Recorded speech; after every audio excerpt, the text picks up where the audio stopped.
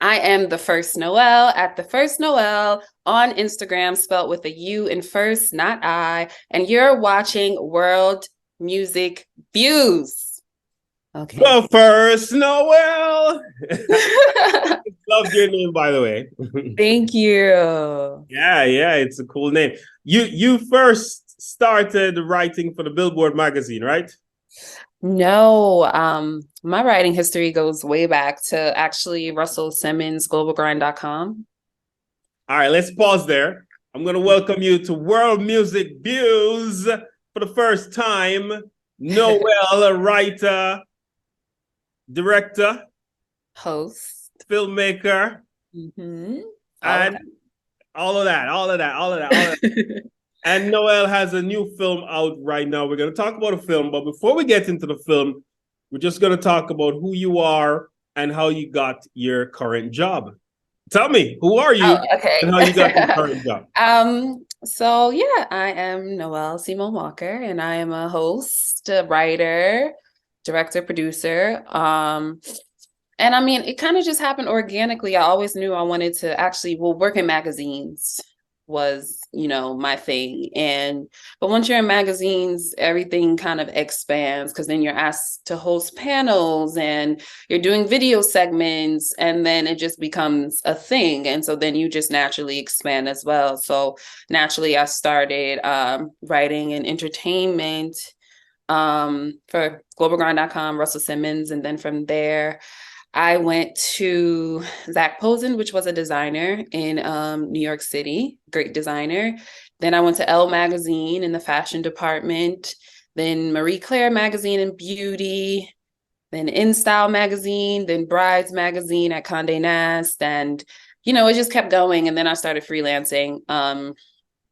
I pretty much worked with almost every magazine or digital outlet out there, from the names, like you said, like I've written for Billboard before. I write for the Grammys, the Fader. I've written for Essence, Ebony, Yahoo Lifestyle, Marie Claire, just a bunch in beauty, fashion, travel, and music. And particularly in music, I focus on dance hall and reggae. That's just where my passion lies currently right now. That has a lot to do with just my relationship with Jamaica and how much time I spend there. I think naturally working in entertainment from my first, internship and job with Russell Simmons, it was fun and it was cool, but I always wanted to be in fashion. So when the opportunity starts to come around, like, wait, I have these resources, I have these contacts at magazines, and I can write music stuff as well. That happened around the time when I was spending a lot of time in Jamaica. I mean, like months at a time. And I had access to the artists and I was loving their new music. And for me, it was just like, if people where I'm from, America, Jersey, New York area, if they can just hear this music, maybe from my perspective, maybe not from a Caribbean perspective, but from an American perspective and how it relates, maybe I can write it in that way. Maybe, it can expand more and more people could see it. So that's just been my niche and that's been my pocket. And that's where I stand. Where did you study? Did you go to school for this or you just have a natural talent? I did go to school for this. I went to the Fashion Institute of Technology in New York City. I always knew I wanted to work in magazines. By the time I was a sophomore in high school, I made the decision that that was the school I was going to go to because I did all my research, and that was the best school in fashion that had the highest percentage rate of people getting jobs at top magazines and becoming directors and everything. It was FIT. Um, and so by the time I was a sophomore in high school, I'm like, okay, I'm going to go to that school and I'm going to go to magazines and I'm going to work at Hearst Magazine and Elle Magazine and all of these magazines. And I'm going to do that. And I mean, while I'm still in that, the music thing kind of threw a curveball at me, and the Jamaica love kind of threw a curveball at me. I was just vacationing there in 2015 with my good friend who is a stylist. He passed away, Dexter Pottinger, and just having access to all the creatives that he had access to and just the hospitality there, it was just kind of like, whoa, this is a lot to take in. And I'm the media person, I'm the writer in America. So how about I just start connecting the dots? And then it just kind of has grown from there. How do you go about choosing topics for magazines as it relates to music in general, but reggae dancehall? It's whatever speaks to me. I only write about and do films or anything like that about whatever I'm passionate about. I can't fake it. I'm just not in a space to do that. I've been working in this industry for a while now, so I really only work on passion projects. So it could be a song or an artist that I really like and I believe in, and if I want to go after that and have my audience tune into that, then that's what I do and that's what I pitch, as well as now it pertains to short films and things like that. It's whatever speaks to me, and whatever I'm passionate about. So this particularly with reggae and Black History Month, it just wasn't clicking, like how people don't understand that it's the same month. And it was just like, wait, like I have to do this. I have to take this on and help expand this topic because this is something that I want and need people to know. So one of my things with the Reggae Black History Month thing is two things. Yeah. One, do you think by calling Black History Month Reggae Month, that kind of lessens the value of consciousness, of being aware of the people who fought, the people who died, the history, the contributions of Black people, not just in Jamaica, but all over the world, and just turn it into a series of concerts and events versus a reflection, a putting together and seeing where we should go forward? What do you think is the value of a reggae month versus Black History Month, and the two of them being in the same month? So I don't necessarily really call reggae month like Black History Month. That might have been maybe like my first pitch to just let whatever editor or producer or director just to get their attention, but that's not the name of the video and that's not how it's coming across.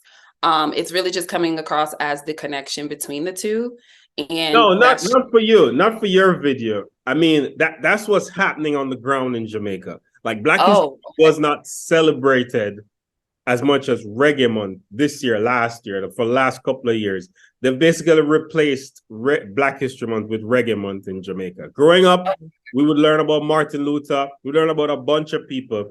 They don't even learn that in schools anymore. They just learn about reggae and they do concerts to celebrate the month.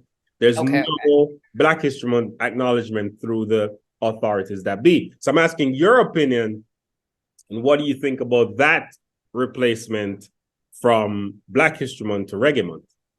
Well, I can't really speak to what Jamaica wants to do. If Jamaica feels obligated to, teach their own what has happened in their country and something that they birthed and created, I think they have every right to do so. There's a lot to learn on both ends of the spectrum. I actually think it is pretty progressive to not entirely replace. I would never say that, because as a whole in the Black diaspora, I think it's important for us to know just things generally, things that happen in America that, affected the world, things that happen in Jamaica that affected the world. But I do think it is actually pretty progressive to really celebrate your own and how important it is, and the effect that it has had on the world just globally. So, doing that with Reggae Month and really just upping the celebration in the country, I think that's a good thing. What do you think? Tell me about your film and your video and what you're trying to achieve from this video. So yes, I did a video for theGrio that I wrote, hosted, directed, and produced. Love theGrio, by the way. I love the owner, Brian Allen. He's an inspiration of mine. Yes. Yes, they do great work over there. And the short film is just basically getting people to recognize Reggae Month as just like Black History Month, and really understand the history of it and why these two holidays are celebrated during February. I personally don't think it's a coincidence. Basically, Black History Month was chosen for the month of February because of emancipator Abraham Lincoln and Frederick Douglass, and Reggae Month was chosen to be celebrated in February because of Bob Marley. All of those people right there, global activists, they really helped change the world. And I don't think that's a coincidence. And so I think it needs to just there's some light that needs to be shed on it, what reggae actually is and how it was formed initially, through the Garveyism movement and as a result of the Garveyism movement and the Rastafari movement. And, that completely stood for Pan-Africanism globally. That completely stood for the connection for the Black diaspora to connect in Jamaica, in America, in Africa, in the UK, everywhere. So that being the foundation that it stood on, that's very much related to Black history. And so that's the message I'm trying to get across, that this music, this genre, this cultural music genre is completely Black history in itself. If we have any form of music that represents Black history, it would be reggae. Reggae is Black protest music. Reggae is unity music. Reggae is love music. I know when people hear it, they get in the groove, they love it, but do you really know the history? Are you really listening to the words and the stories that are being told through this music form? That's Black history right there. Reggae has spoke to not only what has happened in Jamaica, but it has spoke to what has happened in Vietnam, in America, in the Gulf War, in apartheid in South Africa, everywhere. That's reggae music, so let's celebrate it as our own. That's my point. That's so true. But reggae has a selling problem, meaning it's one of the most listened to genres in the world, but it's one of the least selling genres in the world. How do you suggest, from a writer's standpoint, you're seeing the seismic perspective of reggae with the artists that you talk to? You're also seeing other artists and how they market and promote. How do you suggest reggae artists become bigger stars, market and promote their songs and like a Burna Boy or whoever? I think that reggae and the artists are doing a good job. I think it takes a bigger nation and just, extending that olive branch in the hand. A lot of the times America has had a lot of top 100 songs that have, been influenced or inspired by reggae songs, whether it be the beat or the music or the lyrics or whatever. And I just think that just awareness first has to go into it. Like, Jamaica is a third world country. It's a small island, especially compared to America and the USA. And if you're going to use this artist's work or their beat or anything, please, please, please do your best to not only reach out to the artist, just extend your platform, whether that means including them on the song or including them on your tour or bringing them over here and just, sharing your audience with them. I think that is a really important step that needs to be made, and a conscious step that people need to be aware of. So like, writing and doing these type of things in short films, I'm hoping that this will bring awareness to everyone so they can just be aware of making moves like this. You're mute. Give me your top 5 reggae acts of all time. Of all time? Oof.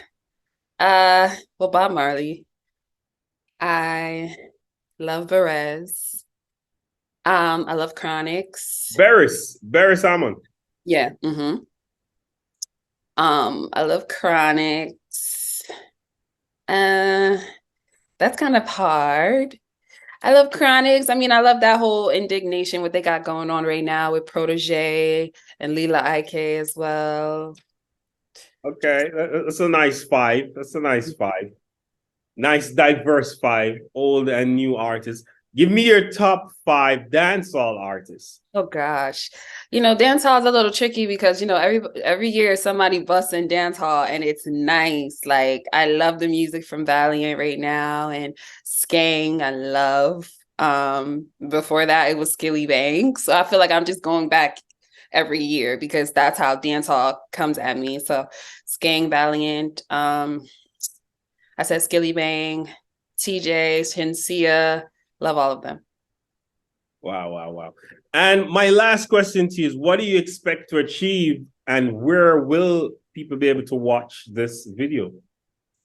What do I expect to achieve? I didn't put an expectation on what I'm doing because it comes from a genuine place and it's a passionate place.